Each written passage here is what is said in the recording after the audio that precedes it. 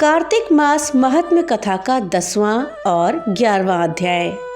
कार्तिक मास महात्म्य कथा के 10वें अध्याय में बताया गया है कि हमें कार्तिक मास में भगवान विष्णु के अतिरिक्त और किन किन भगवान की पूजा करनी चाहिए। साथ ही वीरवती और देवव्रत की कथा का वर्णन है। और कार्तिक मास महात्म्य के 11वें अध्याय में भगवान की पूजा के महत्व को बताया गया है। साथ ही सुबाहु के पुत्र धूमकेश की कथा का वर्णन है। इन अध्यायों को सुनने के लिए वीडियो में हमारे साथ अंत तक बने रहिएगा, जिससे कि आपको सही और सटीक जानकारी प्राप्त हो पाए। नमस्कार दोस्तों, राधे राधे। आपके हमारे चैनल ज्ञान शास्त्र में आप सभी का स्वागत है। राजा पृथु पूछने लगे कि मुने, आपने कार्तिक मास में विष्णु की पूजा का महात्म्य कहा। इस मास में किसी और भी देवता का पूजन या व्रत होता हो तो वो भी कह दीजिए। नारद जी कहने लगे कि अश्विन शुक्ल पूर्णमासी को ब्रह्मा जी का व्रत होता है। कार्तिक कृष्ण चतुर्थी को गणेश जी, अष्टमी व अमावस को श्री लक्ष्मी जी का व्रत होता है। कार्तिक में जो कुमारी इस व्रत को करती हैं उनको सुयोग्य पति मिलता है। जो विवाहित स्त्री इस व्रत को करती है उसका सौभाग्य अटल रहता है। प्रातः काल स्नान आदि से निवृत्त होकर चंदन आदि से गणेश जी का पूजन करके फिर उत्सव मना करके भोजन करें। स्त्रियों को अपने सौभाग्य के लिए इस व्रत को अवश्य करना चाहिए। नारद जी कहने लगे, हे राजा पृथु, इस व्रत का इतिहास मैं तुमसे कहता हूँ, सुनो। भद्रवती नाम की एक पुरी में सुधर्मा नाम का एक राजा था। उसके रविदत्त, सुशर्मा, जयशर्मा और सुशोभन नाम वाले 4 पुत्र और वीरमती नाम की एक कन्या थी। उस कन्या वीरमती का विवाह देवव्रत के साथ हो गया। वो दोनों बड़े ही प्रेम के साथ रहते थे। एक दिन अचानक घर में बैठे हुए देवव्रत को सांप ने काट लिया, जिससे उसकी मृत्यु हो गई। वीरमती बहुत जोर से रोने और चिल्लाने लगी। उसके चारों भाई और माता पिता भी वहां आ गए और सारा पुर दुखी रूपी समुद्र में डूब गया। उसी समय दुखों को दूर करने वाले पुलत्स्य ऋषि भी वहां आ पहुँचे। राजा ने हाथ जोड़कर कहा कि महाराज, कौन से पाप कर्म से ये मेरी कन्या विधवा हुई है। तब पुलत्स्य जी ने कहा कि राजन, कार्तिक मास में तुमने गणेश चतुर्थी का व्रत नहीं किया था, इसी पाप के कारण ये विधवा हुई है। वो अब भी इस व्रत को करे तो उसका मृतक पति जीवित हो जाएगा। ये कहकर ऋषि तो चले गए और राजा ने अपने जमात्र के मृत शरीर को तेल में डलवा दिया। जब कार्तिक मास आया तो उसकी कन्या ने विधिवत करके उद्यापन में ब्राह्मणों को बहुत सारा धन दिया, जिसके प्रभाव से उसका मृतक पति फिर से जीवित हो गया। अतः सौभाग्यवती स्त्रियां अपने सौभाग्य की रक्षा तथा संतान प्राप्ति के लिए ये व्रत अवश्य करती हैं। तो दोस्तों, ये था कार्तिक मास महात्म्य अध्याय 10। अब आइए सुनते हैं कार्तिक मास महात्म्य कथा अध्याय 11। राजा पृथु ने हाथ जोड़कर देवर्षि नारद से कहा, हे महाराज, अब भगवान की पूजा का महात्म्य सुनाने की कृपा कीजिए। तब नारद जी बोले, हे राजा पृथु, जो मनोविनोद अर्थात हंसी में भी भजन करता है उसको परम पद प्राप्त होता है। जो श्रद्धा युक्त होकर भजन करता है उसके महात्म्य का वर्णन नहीं किया जा सकता। इस संबंध में मैं एक अति प्राचीन इतिहास सुनाता हूँ, उसे ध्यान पूर्वक सुनो। नारद जी ने कहा, कलिंद पर्वत पर दीर्घपुर नामक नगर में सुबाहु नाम का एक अत्यंत धर्मात्मक राजा राज्य करता था। वो प्रजा का पुत्र के समान पालन करता था। उसके धूम्रकेश नाम का एक पुत्र था, जो अत्यंत दुराचारी, पर स्त्रीगामी, चोर तथा जुआरी था।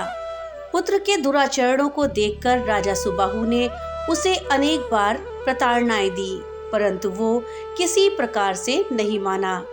एक दिन खेलते हुए उसकी गेंद छोटी रानी के महल में जा गिरी। जब वो गेंद लेने के लिए महल में गया तो उसकी विमाता छोटी रानी उस पर मोहित हो गई और उन दोनों ने कामांध होकर भोग विलास किया।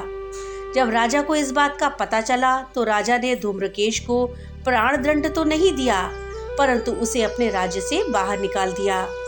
अब राजकुमार वन में रहकर प्रतिदिन मांस मदिरा खाता पीता तथा रात्रि को वैश्याओं के यहाँ निवास करता। चोरी करके जो भी धन वो प्राप्त करता वो सब वेश्याओं को दे देता। इस प्रकार अनेक वर्ष व्यतीत हो गए। एक समय वो भटकते भटकते वृंदावन में पहुंच गया। वृंदावन में धूम्रकेश ने सत्यव्रत नामक एक परम विष्णु भक्त को देखा, जो अपना घर बार छोड़कर कार्तिक मास में वृंदावन में रहकर भगवान का पूजन करते तथा केवल कंदमूल और फल खाते थे। वो भक्त प्रतिदिन भगवान से प्रार्थना करते थे कि हे भगवान, इस दुख रूपी संसार में डूबे रहें, मुझ दीन की आप रक्षा करें। मैं राधा जी सहित आपको बारंबार नमस्कार करता हूँ।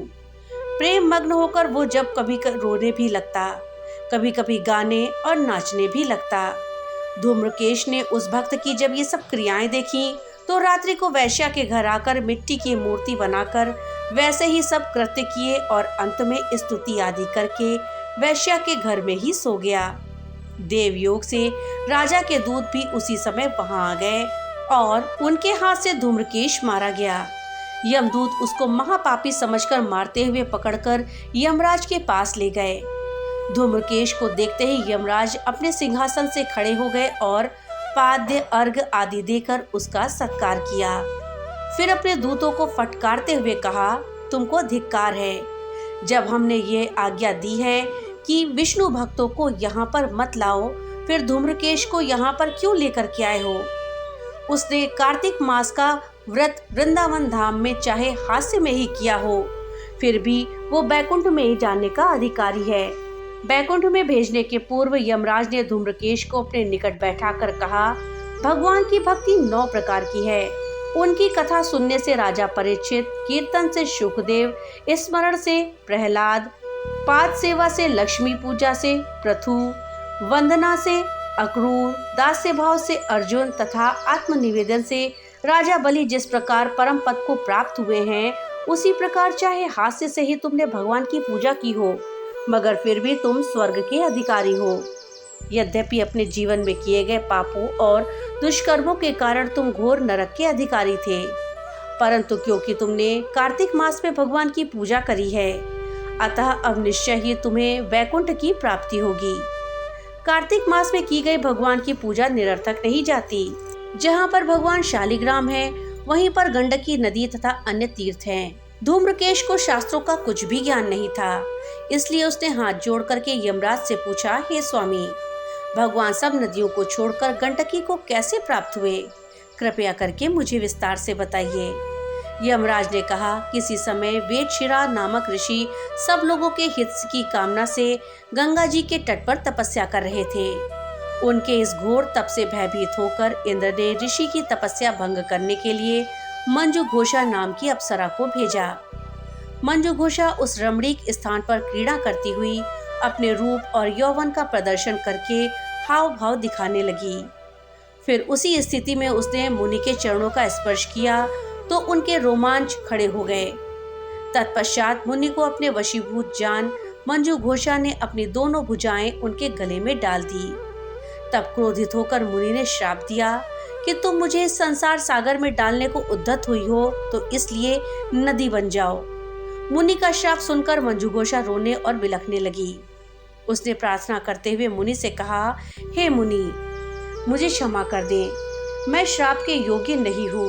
उसकी प्रार्थना से द्रवित होकर मुनि ने कहा कि जिस समय भगवान विष्णु वृंदा के श्राप व शिला रूप होकर तुम में स्थित होंगे, तब तुम भगवान को धारण करने वाली होगी। इस प्रकार मेरे द्वारा दिया गया ये श्राप तुम्हारे लिए वरदान से भी अधिक श्रेष्ठ सिद्ध होगा। अंत में यमराज ने कहा, हे राजकुमार, अब तुम विष्णु लोक को जाओ। तब धूम्रकेश सुंदर विमान में बैठकर बैकुंठ लोक को चला गया और उसे वहां हरि चरणों में स्थान मिला। ये सब धूम्रकेश द्वारा कार्तिक मास में मात्र एक दिन की पूजा करने का परिणाम था। ये कहकर नारद जी ने अपनी वाणी को विराम दिया। तो दोस्तों, ये था कार्तिक मास महत्व का 11वां अध्याय। तो दोस्तों, ये थी जानकारी कार्तिक मास महत्व कथा के 10वें और 11वें अध्याय के विषय में। दोस्तों, जानकारी आपको कैसी लगी हमें कमेंट बॉक्स में लिख करके जरूर बताइएगा। वीडियो अगर थोड़ी सी भी अच्छी लगी हो तो वीडियो को लाइक करिएगा और ज़्यादा से ज़्यादा शेयर करिएगा, जिससे कि ये जानकारी अधिकतर लोगों तक पहुंच पाए।